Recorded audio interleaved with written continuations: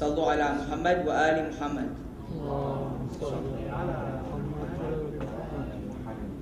Assalamu alaikum. May the peace and blessings of the Almighty God be with all of you. My name is Abbas Farhat, and I have the distinct honor in serving as your Master of Ceremony for this evening. I would like to welcome my dear brother Mustafa Farhat to the podium to recite a few verses from the Holy Quran by the Salawat ala Muhammad wa Ali Muhammad.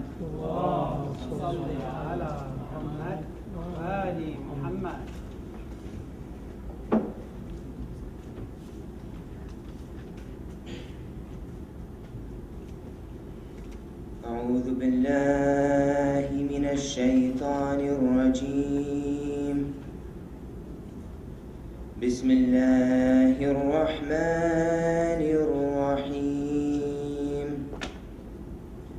والفجر وليال عشر والشفع والوتر والليل إذا يسر هل في ذلك قسم لذي حجر ألم تر كيف فعل ربك بعاد إرم ذات العماد التي لم يخلق مثلها في البلاد وثمود الذين جابوا الصخر بالواد وفرعون ذي الأوتاد الذين طغوا في البلاد فأكثروا فيها الفساد فصب عليهم ربك صوت عذاب إن ربك لبالمرصاد فأما الإنسان إذا ما ابتلاه ربه فأكرمه ونعمه فيقول ربي أكرمن وأما إذا ما ابتلاه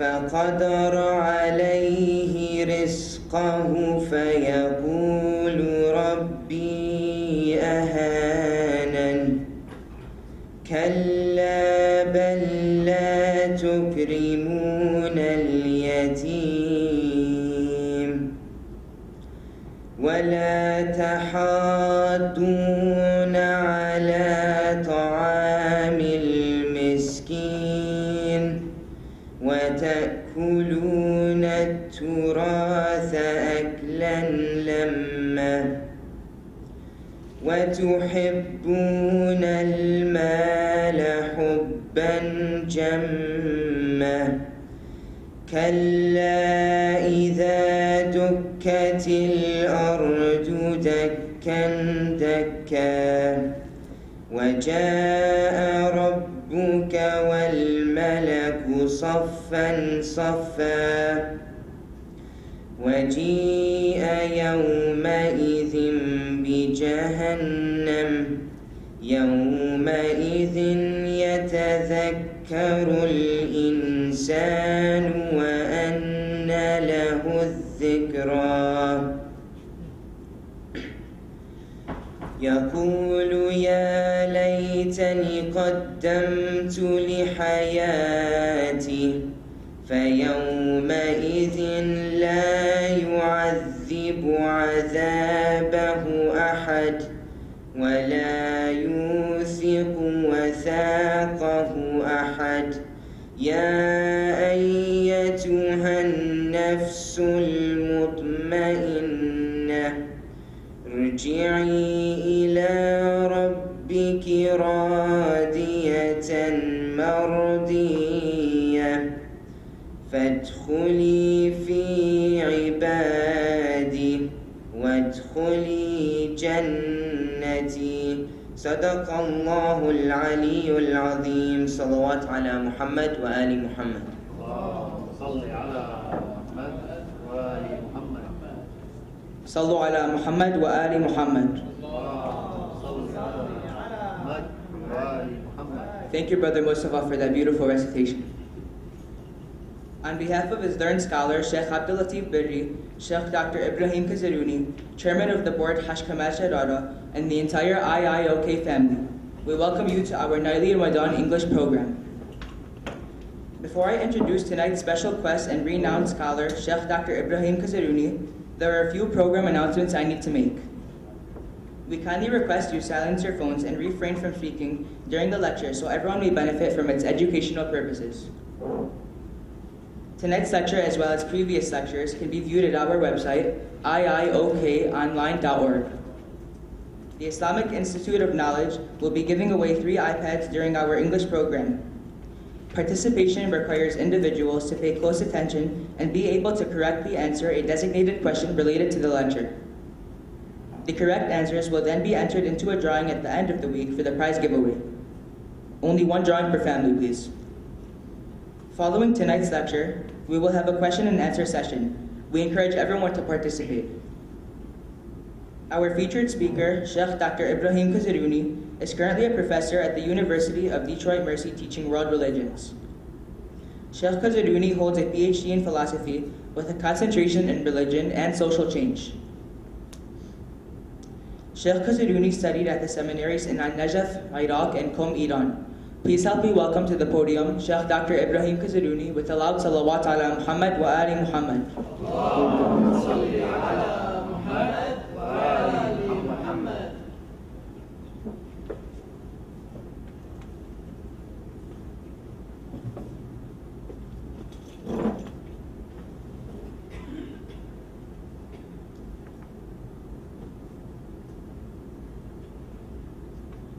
صلوا على محمد وآل محمد. اللهم صل على محمد وآل محمد. الثاني على أعلى أصوات. اللهم صل على محمد وآل محمد. The third one for the sake of Brother Rashid, as loud as you can make it. اللهم صل على محمد وآل محمد. بسم الله الرحمن الرحيم. الحمد لله رب العالمين بارئ الخلائق أجمعين باعث الأنبياء والمرسلين ونصلي ونسلم على سيدنا ونبينا وحبيب قلوبنا أبي القاسم المصطفى محمد وعلى أهل بيته الطاهرين وصحبه المنتجبين. اللهم صل على محمد وآل محمد. Call Abu Ashraf for us, please. Abu Ashraf.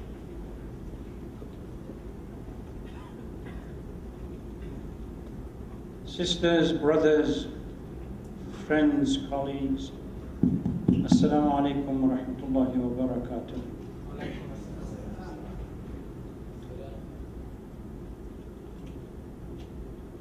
Abu Ashraf. Give him this one. It's working. It's working. It's working. But this is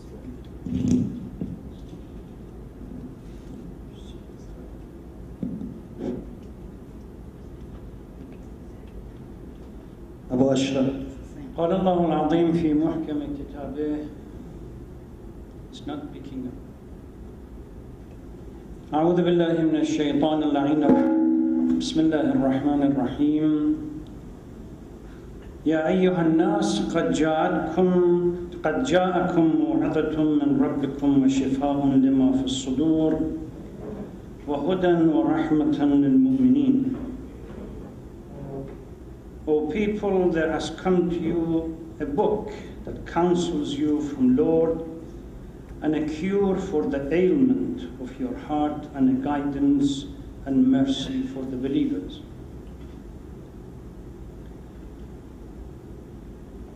Last night, I tried to focus on a very important issue which I took from Sermon of Sha'baniyah, where the Holy Prophet used the metaphor of banquet and guests and reception to indicate that we are invited during this month to be the guest of Allah. And I tried to follow that metaphor that was used by the Holy Prophet to pose a question. If this banquet and reception is not a material kind of banquet, in which we give up or refrain from eating and drinking for 16, 17 less hours a day, and then somehow we feel free that after iftar becomes the reception and the banquet, and we go wild as much as possible, now try to compensate for what we have given up. If that's not the case, and it's more of a spiritual banquet, then the question to be posed is, what kind of protocol we need to follow to be able to be accepted as the dignitaries that khutbah and sermon of Sha'baniyah actually refers to, that you have been invited to be the guest of Allah subhanahu wa ta'ala and a dignitaries, special guests. So what do we have to do? If you try to visualize on a material in daily life, you are invited to a reception, call it Vintage Bay, not a club or something, a huge reception. There are some etiquettes and protocols to be observed when you want to attend this reception. Your dress has to fall within this certain categories. The expectation of the society from you is certain ways, depending on whether the upper echelon of the society, the rich and the wealthy, or the medium class, their expectations are different. Now we use this to envisage what we are expected to do during this going to the reception. And I alluded to the same khutbah Sha'baniyah, the sermon of the Holy Prophet. At the end, it actually gives the clue. When Amir al-Mu'mineen sallallahu alaihi wasallam stands up and asks the Holy Prophet as to what is the best deed, ma ahsan al-a'mal, but what's the best deed during this month? And the answer is al-wara'u an maharimillah, to stay away from all the sins, whatever God has forbidden. So literally, this becomes the protocol. If you are to be invited to attend this reception and be the guest of honor, the least that is expected of us is to give up on basic muharramat, which are the issues that God has forbidden. We don't do them. And then I try to use that as a segue into a conclusion that as if we were to reflect on our lives, one of the issues that I do not see within the community any importance given to it is the notion of the haqq nas, what belongs to the poor and the needy, that we really don't even consider within our own calculation and priority. While as long as haqq nas is not given, then the money that we use to buy food and then from there consume at iftar is going to be questioned, and this notion of muharramat and the expectation that this fasting is going to lead us to some kind of a God-centric way of life or taqwa is not going to happen. Now, as one could say, I'm approaching the home run, and only this week, the last week of my presentation here, that I want to wrap up by bringing few issues for the conversation and hopefully conclude as we approach the last few nights. Again, I intend to go back to the sermon of Sha'baniyah and pick up a point from it. Those of you who remember that I recited that at the first night, and those of you who have read it would remember that the Holy Prophet is clearly instructing all of us. Ayyuhan nas, a holy month, a blessed month is coming to you. And then it asks, you ask Allah subhanahu wa ta'ala to give you the privilege of reciting Quran. We do this as a matter of norm. During the month of Ramadan, immediately we jump and we bring Quran down. The last month we have abandoned it and wrapped it in a green pouch and put it somewhere for the sake of barakah, and then we begin reading it. But what kind of a reading is expected from us?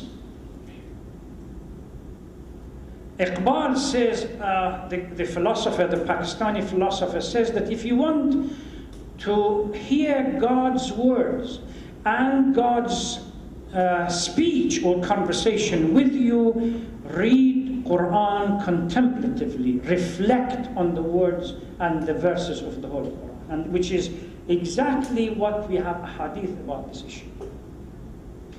At present, probably, it might be an exaggeration that says no time in history humanity has been so desperate to search for a true role model, some kind of a guidance to be able to distinguish falsehood from truth, some kind of a light that would shine and guide us out of the current crisis, where you just look around you and you see nothing but pain, and societies are being breaking down. So this is one of the pressing times, if not the pressing times, that we desperately need to have a correct understanding of what it means to read Quran, to reflect in it, and the role that Quran can play in our lives today.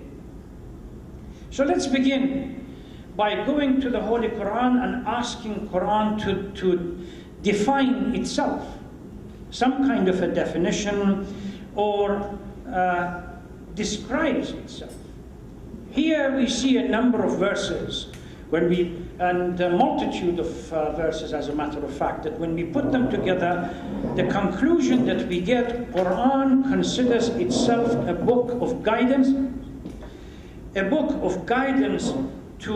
complete book of guidance that guides humanity to the right path. And if we were to follow the instructions and the commands of the Holy Quran, we secure a very blissful future for ourselves. Quran doesn't consider itself to be a book of history, neither a book of revival of, say, scripture or something of that nature. We have turned it into that, where instead of paying attention to it, we have forgotten about its instruction, we have disregarded its command. But Quran, in essence, considers itself to be a book of reference and a guidance. Alif Lam Mim, ذَلِكَ الْكِتَابُ لَا رَيْبَ فِيهِ هُدًى لِلْمُتَّقِينَ, is a guidance for the believer. يَا أَيُّهَا النَّاسِ قَدْ جَاءَكُمْ مَوْعِظَةٌ مِّن رَبِّكُمْ. The book is supposed to be something that guides and counsels and advises you. استجيبوا لله وللرسول إذا دعاكم لما يحييكم. Respond positively to the call of the Holy Prophet and Allah subhanahu wa ta'ala for something that gives or injects life into you. So without it, you are dead. Literally, by following Quran, you are resurrected and you become alive again. إن هذا القرآن يهدي للتي هي أقوم. This book provides you the guidance to the most important and the most appropriate thing in human life. لا يأتيه الباطل من بين يديه ومن خلفه. This is a book that clearly is associated with truth. No falsehood exists within it. كتاب أنزلناه إليك لتخرج الناس من الظلمات إلى النور. This is a book that we gave you so it becomes the value, the guide to bring people out of darkness of ignorance and getting lost. So, and a number of other verses. If we put all these verses together, Quran is clear in defining itself as a book, not of history, but as a book to be used, read, reflected upon, contemplated on its command, and the command applied in our lives. Not just reading it, but reading it contemplatively, thinking in every word and every sentence that we read. And we see the association of this, if you want to consider Quran as a working manual, where the manuals are for, say, machines, this is a manual, a working manual for humanity. This is why in Khutbah Sha'baniyah, or the Sermon of Sha'baniyah, the call was not directed to the believers, called Ya Ayyuhan Nas, O people, rather than Ya Ayyuhal Ladina Aman. So, Quran as a guide or as a reference, a working manual, is for the entire humanity. As we have verses in the Holy Quran that clearly tells the Holy Prophet that we have sent you with mercy for all, not for the believers or anybody else. If we look at the hadith, we see similar kind of things. There is a hadith, إِذَا أَرَدْتُمْ عَيْشَ الْحَيَاةِ, if you want the life of the fulfilled, the death of the martyrs, and to be rescued on the day of judgment, and the shade in a day where there is no shade, learn and act according to the Quran. فَادْرُسُوا الْقُرْآنِ. أَدْرُسُوا, not اقرأوا, a quick read through and compete with each other that I have recited 6 chapters today or 10 chapters today. But if somebody asks you, how much do you remember from what you have read? What instruction this book gave you? What warning it gave you? What laws of Allah subhanahu wa ta'ala in the creation it reminded you? We remember nothing. Fadrusul Quran. Contemplate. It's better, there is a hadith that says it's better to read only a small chapter of the Holy Quran, clearly understand its meaning and the warning and everything else that it's trying to give you, than read the entire Quran without any understanding.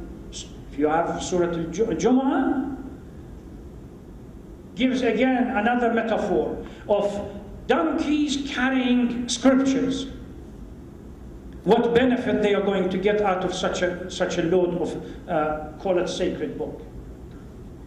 If we are not prepared, month of Ramadan is supposed to be a month that Allah subhanahu wa ta'ala, a unique space and time created for us to reflect not only on our past actions, but to contemplate and reflect in the book of Allah subhanahu wa ta'ala. Quran, which is, according to our text, is the greatest living miracle that exists. There are no other miracles similar to it. They say Allah subhanahu wa ta'ala somehow Quran and Prophet Isa alayhi salatu wasalam, they are similar to each other when it comes. One is manifestation of Allah's glory in words, which is the Quran, and one is the manifestation of Allah's glory and power in flesh, which is Isa alayhi salatu wasalam. The two greatest miracles. One is not here. This is the only miracle available for us. And we have been instructed, another hadith, فَإِنَّ فِيهِ شَفَاءٌ مِنْ أَكْبَرِ الدَّاءِ.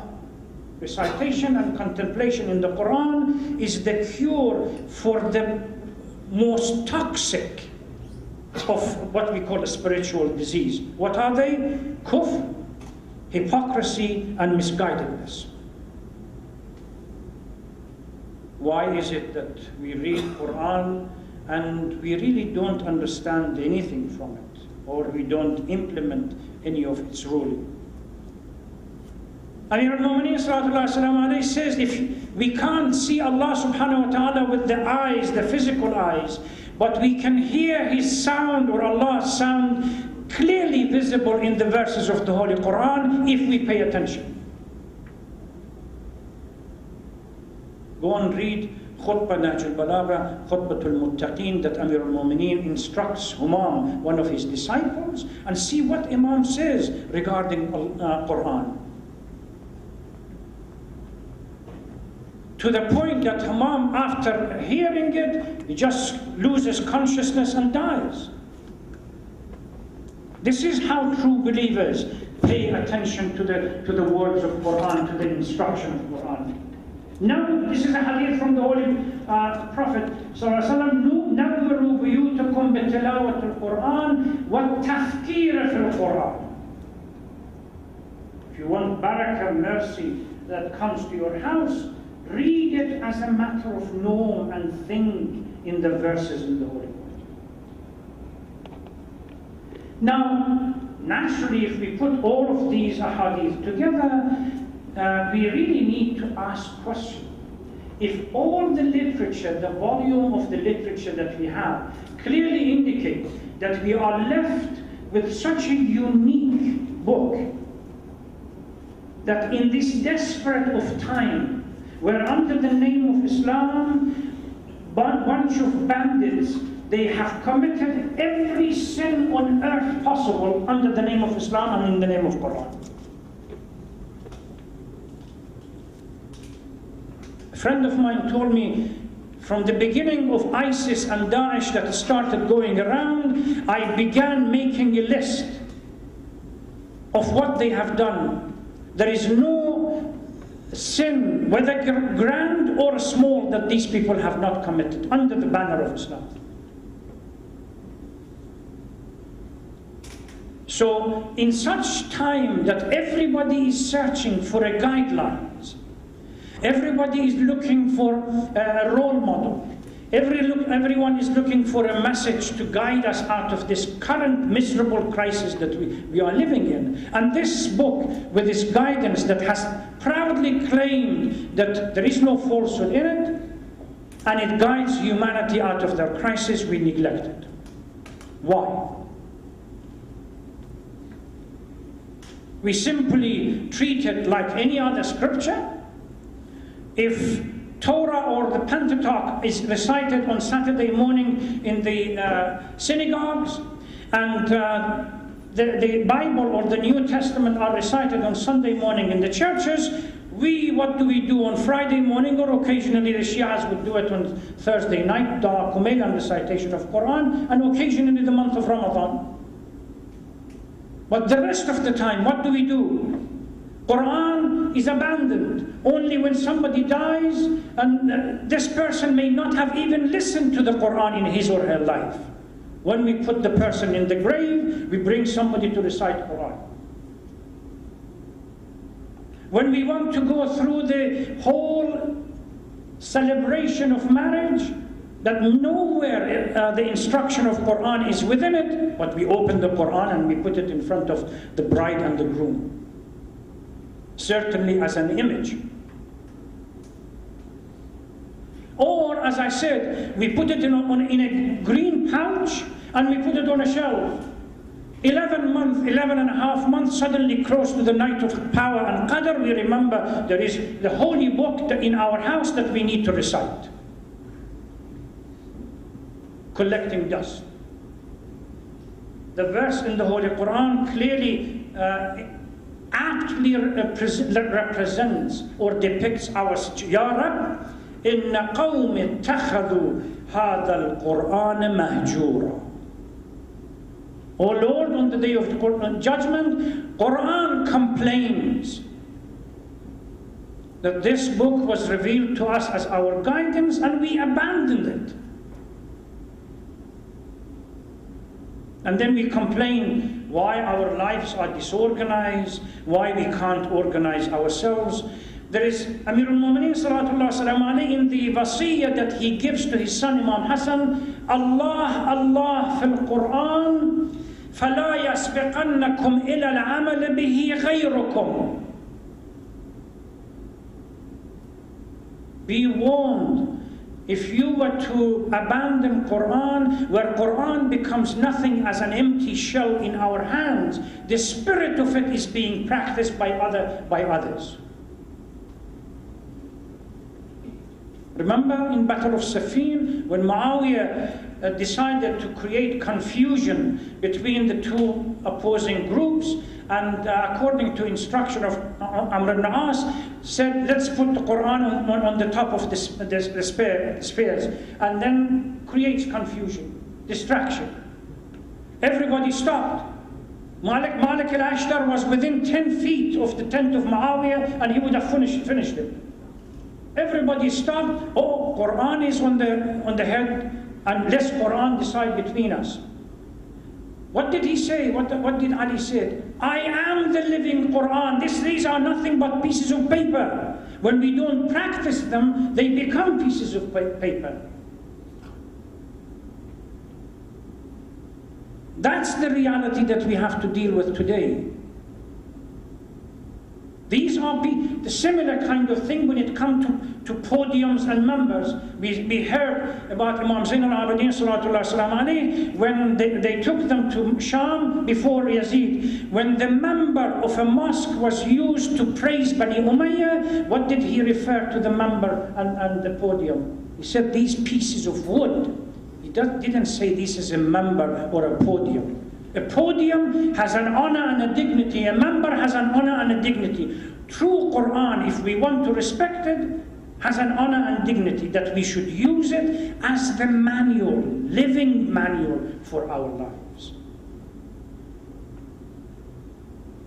How can we use Quran to orient ourselves during the month of... even we have a number of ahadith that says, even if you read one small chapter, but you do it properly, but you learn from it, you contemplate. Going back to Khutbah al-Muttaqeen, Amir al-Mu'mineen says the true believers are the ones that late at night stand in worship of Allah and recite the Holy Quran and listen to the warning and the sound and the messages that exist within these verses. When they hear verses of the punishment, they feel the heat of fire close to their faces. And when they see the signs of reward and Jannah and everything else, they become enlightened. Quran becomes part of their life. Why is it that we go through the month of Ramadan? We may have finished the Quran 3 times, 4 times, 5 times, or 10 times, but none the wiser. Allah fil Quran doesn't say read it. Reminds Muslim population, Shias, the followers of Ahlul Bayt, that Quran has a spirit within it. It's a code of reference, a guideline for us to act according to the Quran. Allah fil Quran, فَلَا يَسْبَقُكُمْ إِلَى الْعَمَلِ بِهِ أَحَدٌ غَيْرُكُمْ. Don't allow a time in which the shell is in your hand, the book nicely printed in Saudi Arabia and given free to all Hajjaj that they want to come out, gold plated as well sometimes, but the essence, the spirit of it is empty.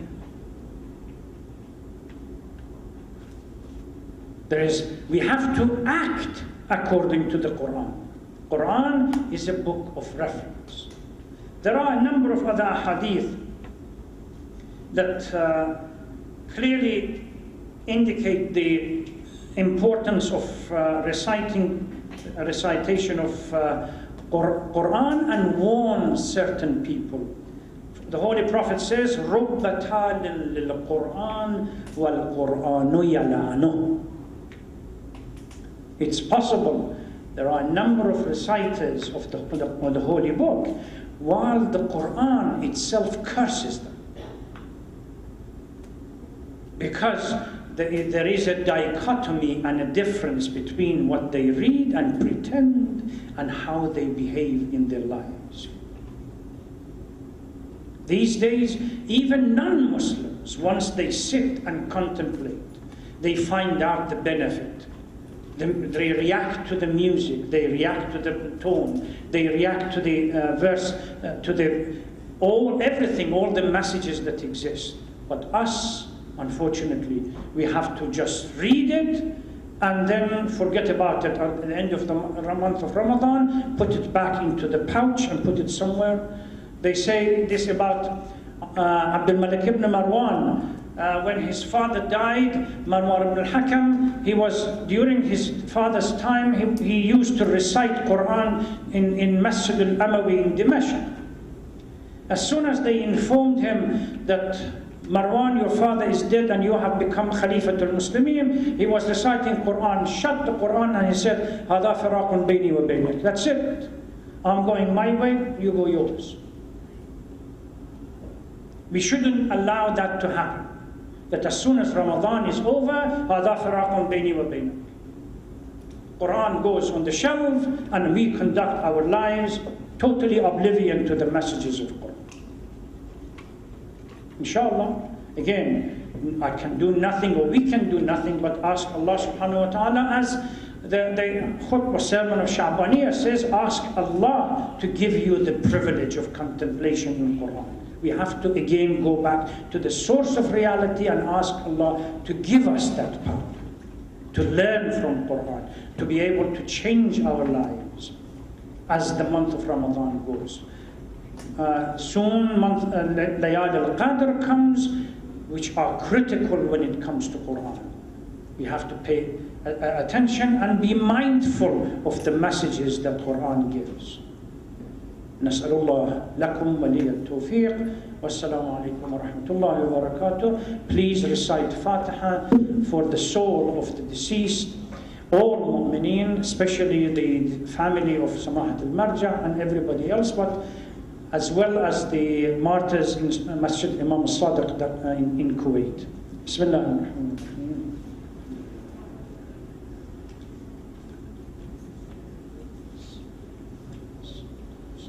Thank you, Dr. Kazarouni, and Assalamu alaikum, brothers and sisters, and welcome again.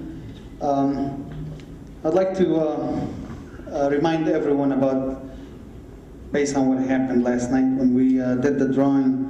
We had a winner that wasn't present, and then we had to do another one, and we had another winner. The mother of that child came in after midnight and asked for the gift. Somebody called her from the audience that her son won.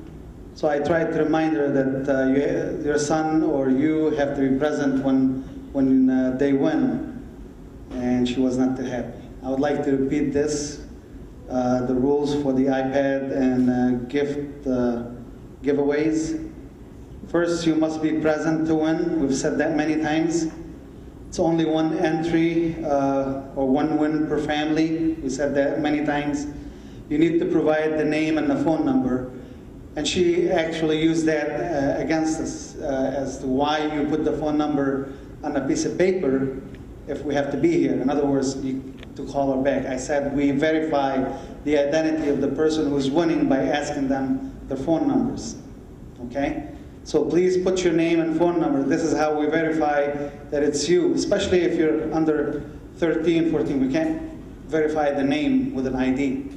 Okay? The iPad winner is not eligible to win another iPad, but they're eligible to win a gift certificate in the next drawings. And that's basically it. Do you have any more? Assalamu alaikum, brothers and sisters. I just want to point out that it's no coincidence that the winner of the iPad raffle is also the same individual that's been here every single night, participating every single night. So alhamdulillah, that was actually the whole point of this raffle. It was to engage our youth and bring them into our mosques. And if this was the incentive that we use, then be it, so be it. But alhamdulillah, it worked actually in our favor, and I want to congratulate all of you, and may Allah accept your fasts and prayers. Assalamu alaikum.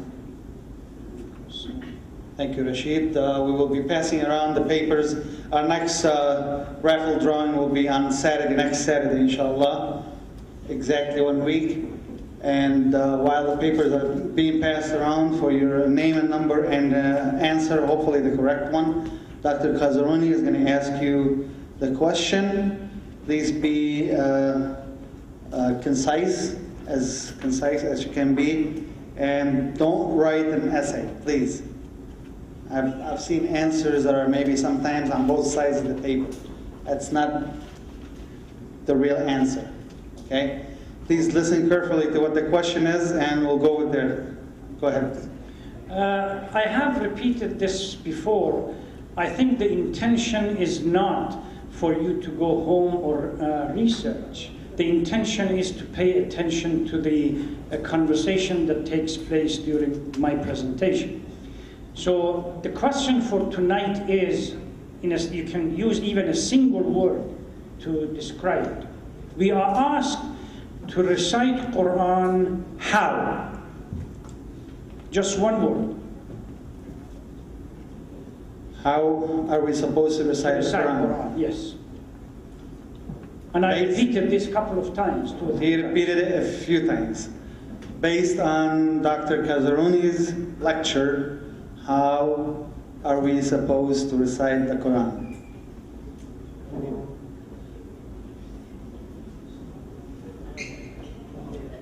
The Holy Quran.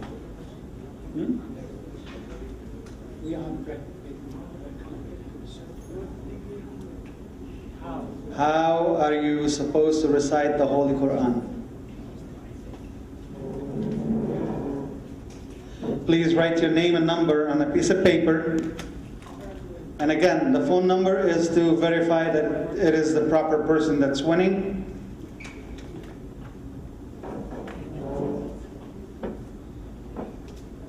When you've written your answer, you can either pass it along to the table down here, or you can wait until we finish. We can collect it from you on your way out. Meanwhile, if you're done with your writing the answer, if you have any questions, please let us know. We'll take your questions. Any questions? Again, the topic is about the Quran and how we read the Quran, but it could be any question. Assalamu alaikum. Alaikum assalam. I'd like to ask you a question about last night's lecture.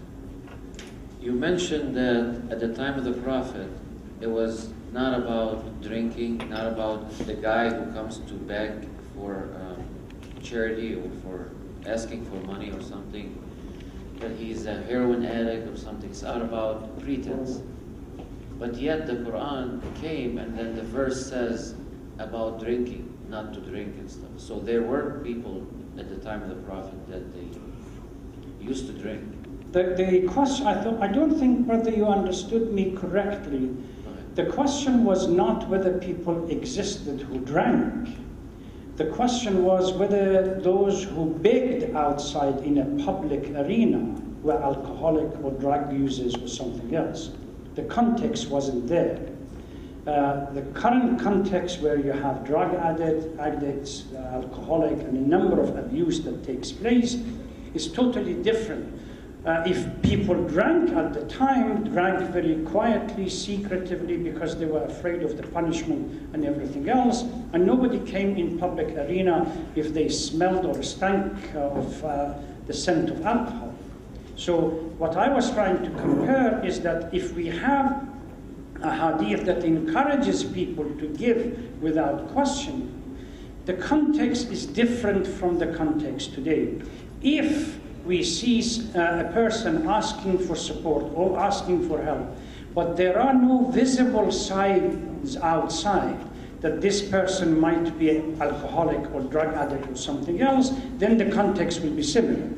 But if there are visible signs that says otherwise, then we have to be very careful. It wasn't to deny or state whether people drank alcohol or didn't drink alcohol. It was part of the nature of the Jahiliyyah, and it would take a long time for them, those who had weak iman, to give up. But they certainly went secretive. That's the part I didn't know, that the people who used to drink never came out in public. We don't have any indications that anybody in public drank alcohol, because punishment was immediate. So I was trying to compare that it is possible to create a context today which is similar to the context of the Holy Prophet, and then apply the ruling. The ruling is, when the similar context exists, then the benefit of the doubt should be given to the person who is begging, and you should give. Unless you have evidence to support the counter-argument. That, no, I'm not prepared to give because there are visible signs that it's not the same. Okay. Then we have to be very cautious. Okay. One more question about tonight, please. You said that the Quran was abandoned, and usually 11 months, and then you bring it into the picture in Shahr Ramadan. I think that's how we put it out this way. It was not encouraged. We always say Shahr Ramadan, Shahr al-Quran. So I think the youth, myself, anyone else that feels that he has abandoned the Quran doesn't feel straight that he has done that intentionally, but the nature of how things flows is as if in Shahr Ramadan, pay attention to it. So he brings it into the picture, and especially in Laylat al-Qadr, so then the 23 nights or the 22 nights are ignored, and then the 23 nights become the hype of the whole community. And I'd like to have, You are right, but I wasn't trying to explain why we do it. The fact is abandonment is abandonment. How we do it and why we do it is a totally different issue. But again, that itself, what you described, that this is how people presented, or this is how we are taught. Nothing is being mentioned about Quran in other months, and suddenly in the month of Ramadan, and particularly on the night of the 23rd, clearly underlines my point that Quran, when it comes as a book of reference that must be associated with our lives every day and every night on a regular basis, we are ignored it and we are abandoned. And we treat it like scripture that has to be read in a specific time and a specific period. Call it the month of Ramadan or the night of the 23rd. But the consequence is the same, that contemplation and recitation of Quran during all other months that should be there is not there. We have a question right here. Assalamu alaikum. Wa alaikum salam. We heard from one of the channels, TV channels, that the sun, according to NASA, the sun may come soon from the west. Is it related to Imam Muntazar's appearance? Well, a hadith that we have about the hidden Imam, one of them says that the sun comes out of the west rather than the east. I think the scholars have all concurred that it is a metaphorical use of language rather than a literal one. Allah subhanahu wa ta'ala has created this visible world with a unique, if you look at the verses in the Holy Quran, Shams and Qamar, day and night, they have their own cycle. That they move within it, and nothing is part of Sunnatullah, that nothing can be changed. What the hadith is one of the Lebanese scholar, Sheikh Muhammad Ali Qurani, has got a book on collection of ahadith about the hidden Imam, and he addresses these ahadith there. What Quran is, what these ahadith are implying, or metaphorically, is that the Muslims will be coming, the Islam will be reinvigorated by the Muslims who are living in the West against what we call the falsified Islam that exists in the East. So it's a metaphorical use of language that refers to the reappearance, reorientation of Islam, but by people who are living in the West. They have much better understanding of the faith, much better understanding or better application of Islam in their lives than people in the East that purely they do it based on, say, culture or some kind of habit rather than a reflective understanding of Islam. So this is a metaphorical use rather than a literal one. As far as what NASA says, well, we have to wait and see as to the day where we see this physical change. If we believe that the world that has been created by Allah subhanahu wa ta'ala and Shams and Qamar, sun and moon, day and night, seasonal changes are fixed as part of the intrinsic within the whole cosmos, or at least our own solar, then I don't think it's possible unless there is a major and radical shift in the gravity of the planets, which terminates the whole balance.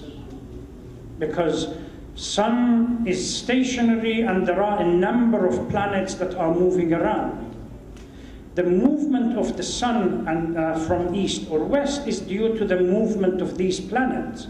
So for the sun that is stationary and these planets to suddenly reverse their direction, where now it appears the sun coming out of the west rather than the east, it destabilizes the whole gravity and everything. It has to change the rotation of the Earth. Yes. So if the Earth is rotating in, let's say, clockwise, it has to go counterclockwise. And that means that it's got to stop at one point to reverse direction. Yeah, it's not possible. Well, we have to wait and see. We have to wait and see. We could have Yawm al-Qiyamah before this happens, probably. But certainly there is a reference in the Holy Quran when it comes to the time as we get close, particularly very close to the Day of Judgment, where verses in the Holy Quran clearly indicate that there will be a breakdown in the system. And the breakdown is going to lead to a huge explosion. Call it the Big Bang, whatever it is. But under normal circumstance, for somehow the world order that has been orientated in a particular way to stop and then change direction and start all over again, without any damage to the structure that exists, that's a sign of Big Bang. We have any more questions or comments on this? Before I head down now. Assalamu alaikum. Wa alaikum assalam. Assalamu alaikum, everybody. In what age Muslim is supposed to start to read Quran? In fact, we see in some countries kids start reading Quran. For example, in Pakistan, a lot of kids start reading Quran, and some people consider Quran is difficult language, and it's hard to read, to understand. And some of them, they give up to keep continuing reading Quran and understanding Quran. So my question, in what age is supposed to start reading Quran? I don't believe there is we have to make a distinction between recitation and contemplation. Recitation... You just gave away the answer.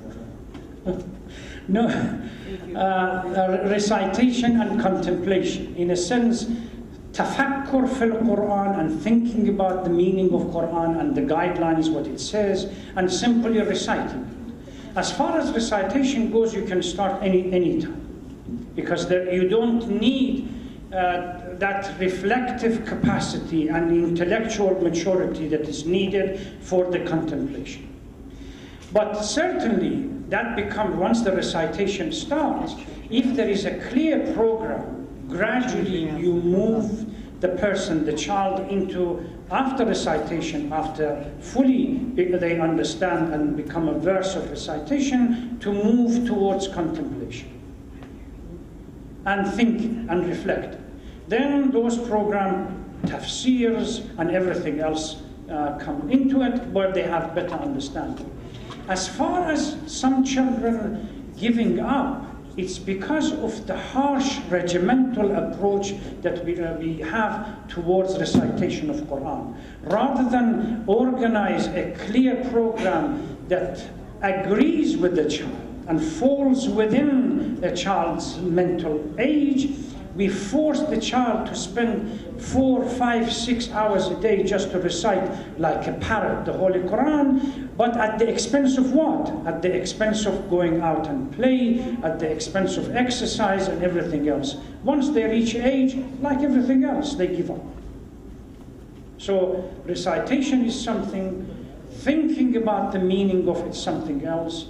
If you organize a clear program, it can be done when at the early age, children are introduced to the at least verses of the Holy Quran, and then gradually as they become older, they are helped or encouraged to reflect. Assalamu alaikum. Wa alaikum assalam. Like you said, we have to read the Quran in contemplation, and we have to really live every verse in the Quran. Well, the question is, why not?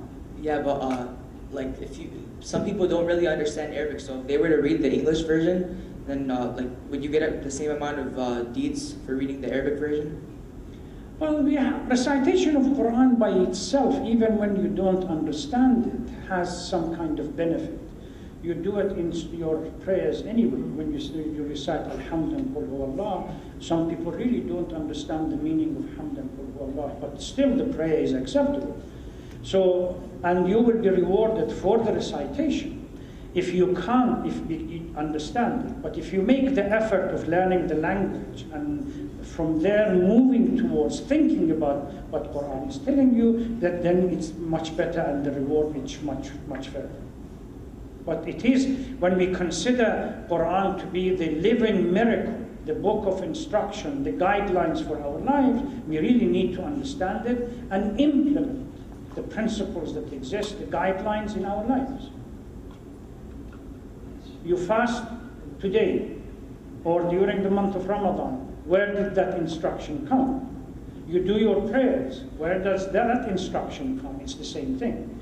As issues to do with social responsibility and so on, where do they come? It's the source of reference as a guideline. So you have to understand. But it doesn't mean because you don't understand the language, completely ignore and abandon Quran. No, still you can read, recite. That has its own reward. If you work harder and learn, it's better. Any more comments? Afwan, Sheikh.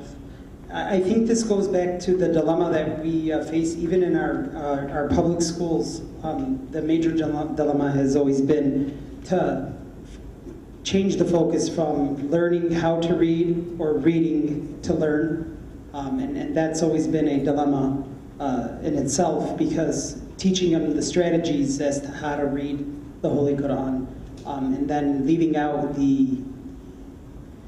dare I say the word, in order for us to really grasp, what the Quran is saying and speaking. So I think that you have two different ideas or thoughts here at play. Certainly, I think the current school approach to learning is to learn like a parrot, to be able to pass tests and only answer a few questions according to the textbooks. the idea that you really need to reflect and understand what is being said. And which in the case of Quran, we think it's necessary because we consider this a book of reference and a guidelines. I don't believe exists at the moment. Some school and educational establishment do have this kind of approach, where they ask the students to really spend time to understand what they are reading, rather than just read what the text says and then use it for the benefit of passing a test. That, when it comes to the Quran, if you remember a few nights ago when I talked about the center organizing workshops, Quran, recitation of Quran and understanding its meaning and so on becomes one of those issues that we can discuss, and a clear approach towards understanding Quran can be developed, where our youth and even the others can learn from. Okay, we're going to wrap this up. I know you said, you mentioned in a verse from the Holy Quran that says, إِنَّ قَوْمِي اتَّخَذُوا هَذَا الْقُرْآنَ مَهْجُورًا, and you talked about the abandonment of the Holy Quran at home. Now, what if you do have a copy of the Holy Quran sitting at home on a shelf somewhere, but on a daily basis you're reading your app Quran?